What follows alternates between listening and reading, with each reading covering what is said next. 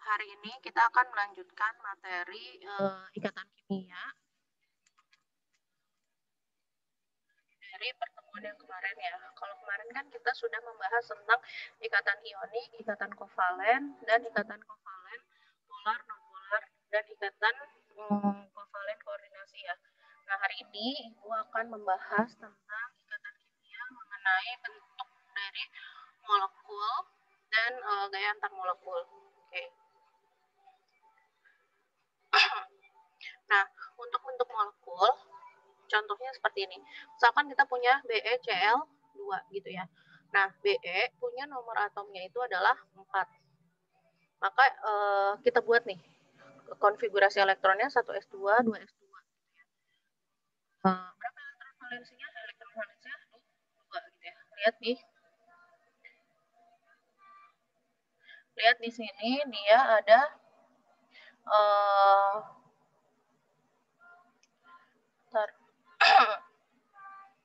nah, di sini ada 2 elektron ya. Sini kan 2 elektron, maka dia elektron valensinya 2 ya. Ingat kan, elektron valensi adalah elektron pada kulit terluar. Ini kulit terluarnya di 2s2 nih. Kulitnya 2 ini ya.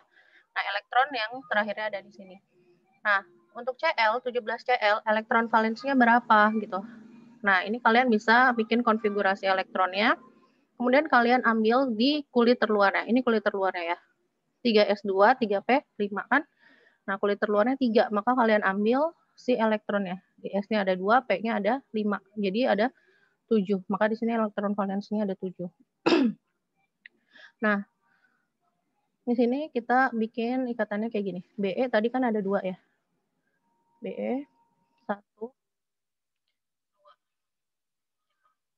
Nah, ini ketemu sama Cl ada 7 kan. Cl seperti biasa kita bikinnya cross ya biar beda tandanya. Tuh, kan 2, 3, 4, 5, 6, 7 gitu ya. Nah, ini kita ikat gitu ya. Terus ini si Cl-nya udah berapa? 8 ya elektronnya berarti. 1, 2, 3, 4, 5, 6, 7. Pasangkan lagi Cl di sebelah Be yang ada elektron yang dia sendirian gitu. 2, 3, 4, 5, 6, 7 gitu ya. Karena elektron valensi ada 7. Nah, ini seperti biasa yang jomblo yang sendiri-sendiri kita pasangin gitu ya. Nah, maka sekarang ikatannya jadi BeCl2. Nah, ini kita buat kayak gitu ya. Oke. Kemudian kalau misalkan contoh yang kedua ada Bf3 gitu ya. Nah, di sini B dia nomor atomnya 5. Kita bikin konfigurasinya 1s2 gitu ya, 2s2, 2p1 gitu kan. Nah, 5 ya elektronnya. 2 tambah 2, 4 tambah 1, 5. Nah, elektron valensi seperti biasa itu adalah elektron pada kulit terluar. Nah, kulit terluarnya adalah di 2. Kita tinggal jumlahin 2 tambah 1 gitu ya. Jadi ada 3 valensinya. F sama ini 9. Berarti bikin dulu konfigurasinya 1s2, 2s2, 2p berapa nih? 2p 5 ya, gitu kan. Kita ambil untuk elektron valensinya. Ini berarti jumlahnya ada bikin sama kalian berarti B 1, 2, 3 ya. Oke. Kemudian F nya berapa? 7, 1, 2, 3, 4, 5, 6, 7 gitu ya.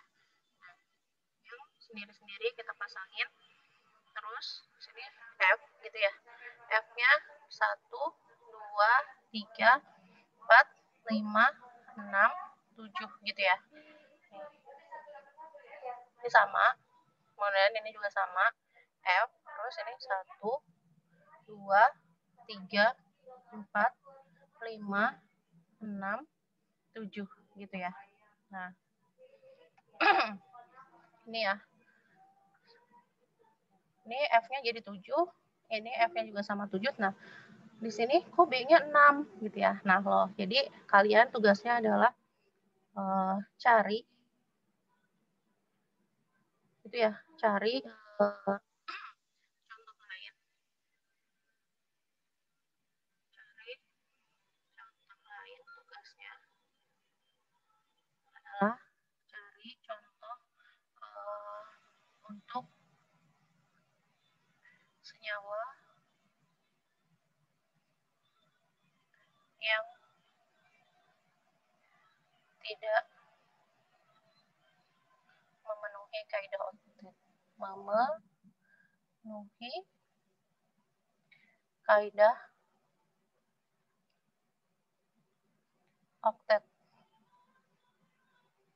Itu ya.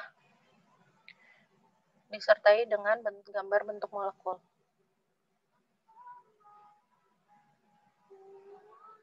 Oke, gambar bentuk molekul.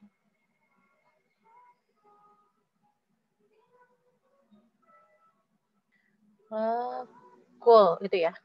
Tuh, cari contoh. Nah, ini dia minimal 5. Dan cari minimal 5 gitu. Oke. Kemudian kita ambil contoh selanjutnya ada CH4. C dia dengan nomor atom 6. Nah, kayak tadi dibuat elektron valensi dibuat konfigurasinya, kemudian ditentukan nih elektron valensinya berapa. Nah, dapatlah elektron valensinya 4, sedangkan H dia elektron valensinya 1. Nah, ini dipasangin gitu ya, dibuatkan. Jadi C-nya 4, 1, 2, 3, 4 gitu ya. Kemudian ada H ikatan kayak biasa, dia harus berbeda ya, yang satu dot, yang satu cross kayak gitu.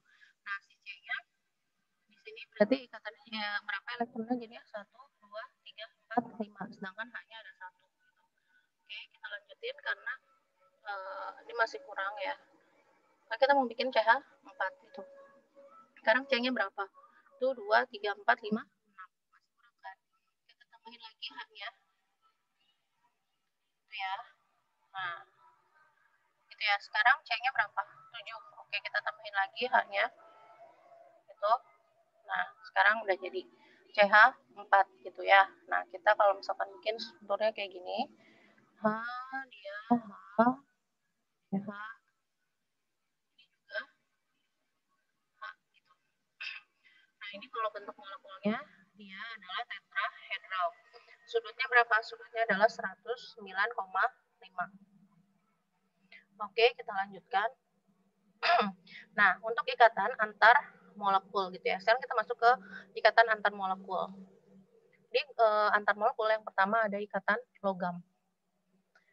Nah, di sini logam padat dia bersifat konduktor. Kenapa coba? Nah, alasannya karena logam mempunyai elektronegativitas yang rendah. Dia punya melepaskan elektron, jadi cenderung bermuatan positif kayak gitu. Terus elektron bebas elektron bebas bergerak di antara ion positif. Interaksi antara ion positif dan elektron di sini kita kenal dengan ikatan logam. Adanya elektron yang bergerak bebas ini menyebabkan dia bersifat konduktor gitu ya. Karena adanya elektron yang bergerak bebas.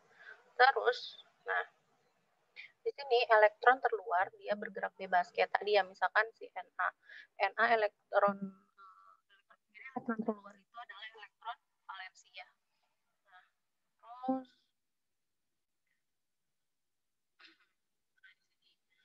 pada ikatan logam inti atom berjarak tertentu dan beraturan, sedangkan elektron yang saling dipinjamkan bergerak sangat mobile, ya sangat bergerak bebas kayak gitu, bergerak terus seolah-olah membentuk kabut elektron. Hal ini yang menyebabkan munculnya sifat daya hantar listrik pada logam. Nih, ada contohnya, ada atom Mg, ini kan konfigurasi, ini elektronnya ya. Kan kulit pertama dia ada 2, kulit kedua dia ada 8, kemudian kulit ketiga ada 2 gitu ya. Nah, kemudian di sini ada 2 elektron valensi kan. Ada 2 elektron yang di kulit terluar. Nah, dia itu bergerak sangat mobile gitu sehingga membentuk seperti awan gitu ya. Nah, ini kalau kita susun berdampingan kayak gini, Kita lihat di sini ada awan-awan elektron gitu ya. Nah, ini yang bergerak bebas gitu. Nah, di sini maka ada ikatan logam dalam atom magnesium karena di sini ada elektron. Terus, nah, kita bahas sekarang ikatan hidrogen. Nah, di sini HF yaitu ikatan kovalen polar, gitu ya. F-nya itu dia sangat elektronegatif. Kenapa? Kenapa dia ikatannya polar? Kalian cari ya alasannya. Ikatan kovalen polar, gitu ya. Nih, kenapa? Kenapa HF dianggap sebagai ikatan kovalen polar? Oke. Ini juga jadi tugasnya ya. Kenapa KHF dianggap sebagai ikatan polar? Terus F lebih elektronegatif. Nah, H seolah-olah menjadi lebih positif gitu ya. Terus ada daya tarik menarik dua kutub. Nah, di sini ada F, ada H. Ya. Nah, ikatan hidrogen itu adalah ikatan yang ini, antar molekulnya. Ini ya. Ini adalah ikatan hidrogennya.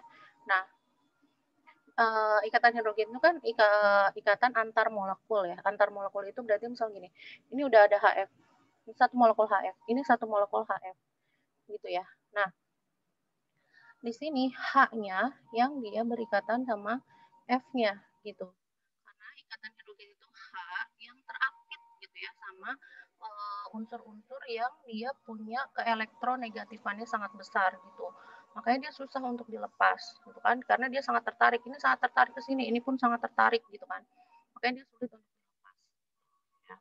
Ini nih yang garis-garis apa sih putus-putus inilah yang dianggap yang disebut dengan ikatan hidrogen gitu ya. Nah, kan ikatan hidrogen sedangkan yang ini adalah kovalennya nih. Oke, kita lanjutkan di sini. Ikatan hidrogen dia terjadi antara hidrogen yang terikat unsur yang sangat elektronegatif. Kita sebut handphone gitu atau Hanov boleh terserah. Jadi ada H, dia itu berikatan dengan F, berikatan dengan O atau berikatan dengan N. Ada yang tahu contohnya apa? Nah, contohnya di sini ada HF gitu ya. Contohnya kalau dia berikatan sama F, kemudian kalau sama O, contohnya adalah H2O. Kemudian kalau sama N, contohnya adalah NH3 gitu. Nah, HF menjadi titik didihnya kenapa di sini HF menjadi titik didihnya tinggi gitu. Nah, kalian kenapa ya cari pertanyaan kenapa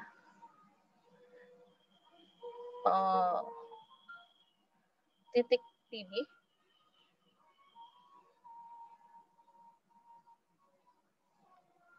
HF H2O dan NH3 lebih tinggi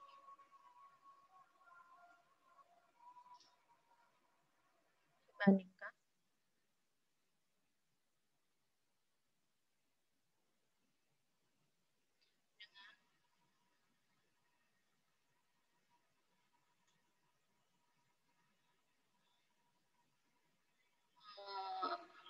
dengan yang segolongan.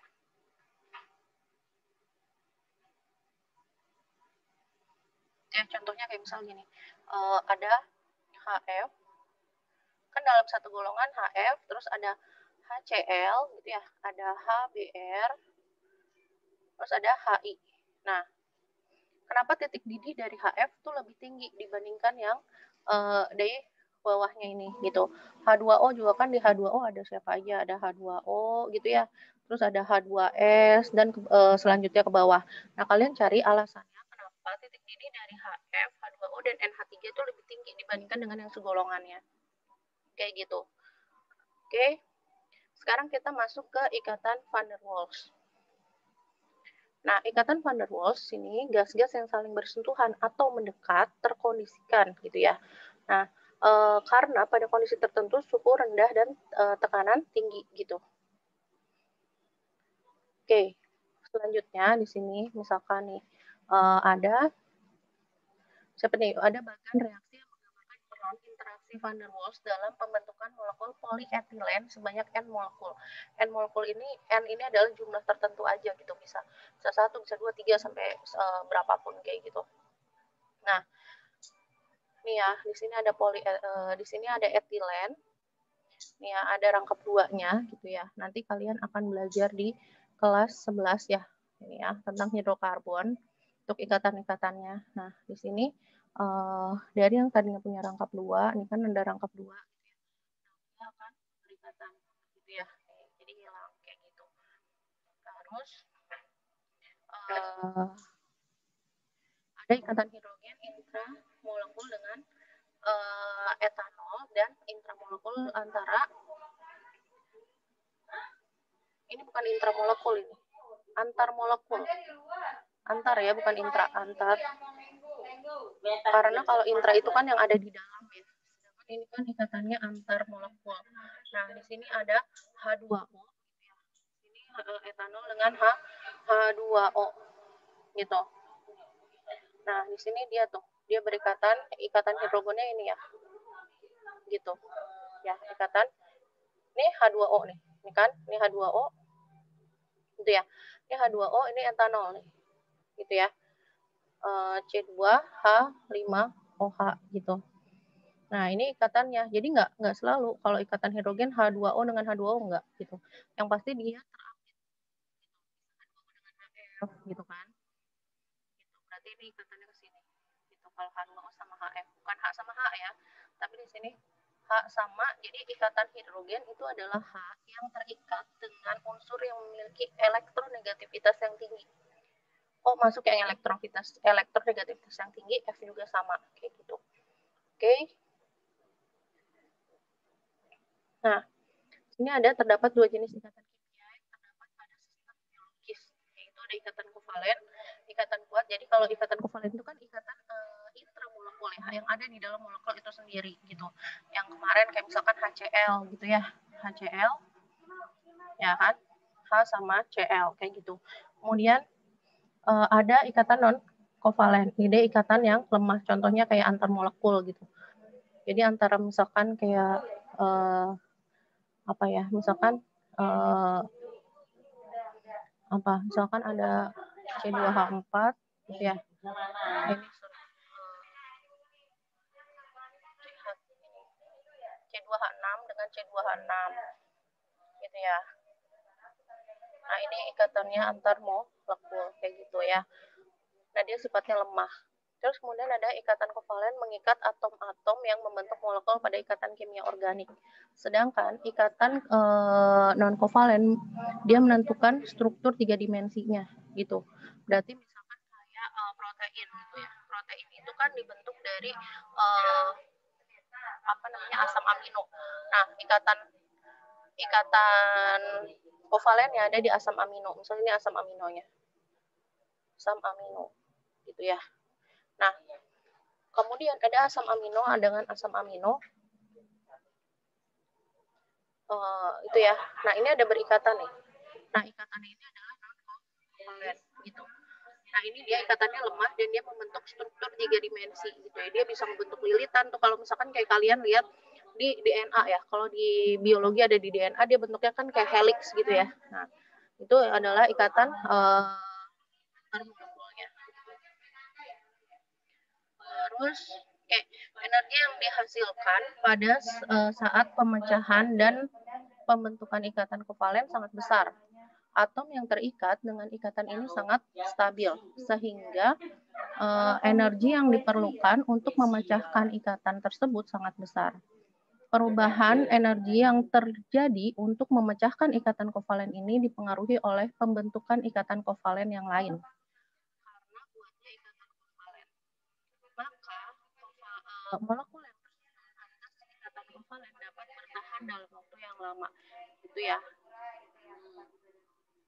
Nah, untuk ikatan non-kovalen terdapat pada sebagian besar ikatan yang mempertahankan struktur molekul besar, seperti protein dan asam nukleat yang tadi Ibu sebut ada ada asam amino yang berikatan antar molekul gitu ya, sehingga dia ngebentuk yang kayak helix lah, double helix kayak gitu.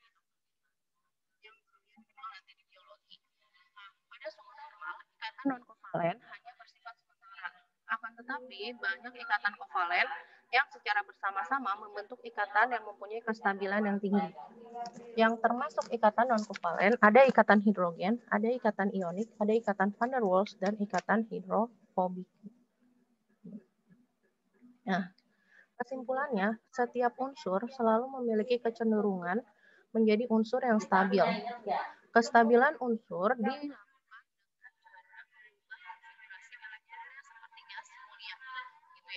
tapi kan ada yang tidak sesuai ya. Nah, tadi kalian bisa cek lagi tugasnya itu adalah mencari ikatan-ikatan yang tidak sesuai, yang tidak mengikuti kaidah oktet ya. Kayak gitu. Kalian cari dan bentuknya kayak gimana. Terus ikatan ion terjadi karena adanya gaya elektrostatis dari atom-atom yang berbeda muatannya gitu ya. Sini ada Na yang melepaskan elektron gitu ya. Jadi Na plus dan elektron. Cl ditambah elektron menjadi Cl min gitu ya. Sini ada Na ditambah Cl menjadi Na plus dan Cl min. Nah, ikatan kovalen terjadi karena adanya penggunaan elektron secara bersama dari atom yang satu ke atom yang lain. Atau kita bisa anggap dia itu atoman gitu ya. Ikatan logam. Nah, di sini ada interaksi terjadi karena adanya gaya tarik-menarik antara elektron oleh inti atom yang berbeda. Kenapa? Elektron dari mana? Elektron dari elektron valensinya ya, yang dia bergerak secara mobile sehingga membentuk seperti awan elektron seperti itu. Kemudian ikatan yang disebabkan karena adanya gaya van der Waals pada senyawa nonpolar terjadi karena adanya dispersi muatan yang menyebabkan terjadinya dipol temporer. Dilanjutkan dengan terjadinya interaksi antar molekul tersebut gitu ya. Contoh yang mudah adalah ikatan van der Waals pada polimer etilen gitu. Oke. Yang seperti ini. Kemudian ada jadi di sini dia ada rangkap dua yang terpecah, dia nantinya akan mengikat, ini yang pecah ini dia akan mengikat ke sini, ini akan mengikat ke sini gitu ya. Ini juga sama, ini akan terikat ke sini gitu. Nih ya, lihat di sini kan kalau misalkan ada ini ibu sama ibu dibuangin ya haknya. Nah, sebenarnya kan gini ikatannya. Ini ada sepasang elektron nih di atasnya gitu ya. Nah, ditambah sama C juga yang ada sepasang elektron gitu. Nah, yang rangkap dua ini kita sebut dengan ikatan sigma, yang bawah, yang atas ini adalah ikatan pi gitu ya. Nah, sini si elektron ini gitu ya, dia akan berpindah ke sebelahnya gitu ya.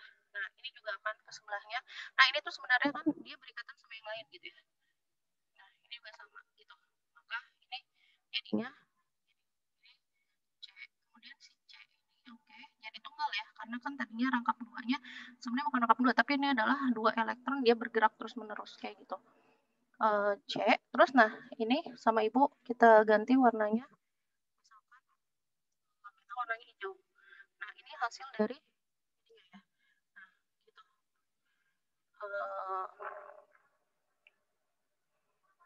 Kita ubah lagi. Nah, di sini C gitu ya. Sini C. Nah, ini berikatan sama yang lain. Jadi ini kita buat gini. Nah, gitu N kali ini sebanyak berapanya. Nah, inilah yang terjadi ikatan van der Waals-nya gitu ya. Kemudian ada ikatan hidrogen, merupakan ikatan yang terjadi akibat gaya tarik antar molekul antara dua muatan listrik parsial dengan polaritas yang berlawanan, di mana muatan parsial positif berasal dari sebuah atom hidrogen gitu ya. Nah, berarti kan ikatannya tadi ya gitu. Oke. Nah, ini kan gitu ya. Oke. Seperti itu. Oh ya, ya sudahlah, tugasnya itu aja yang tadi ya. Kalian bisa cek lagi dari video yang sebelumnya tugas-tugasnya apa kayak gitu. Oke. Oke, sudah, sampai di sini, penjelasan untuk ikatan kimia. Jika ada yang ingin ditanyakan silahkan, bisa kita bahas gitu ya, bisa di GCR gitu ya, untuk yang di GCR dan, eee, bisa di WhatsApp grup kayak gitu ya. Oke, terima kasih untuk perhatiannya. Semoga, ilmu yang hari ini kita bagikan yang Ibu jelaskan bisa kalian terima gitu, bisa kalian pahami ya, gitu. Oke, wassalamualaikum warahmatullahi wabarakatuh.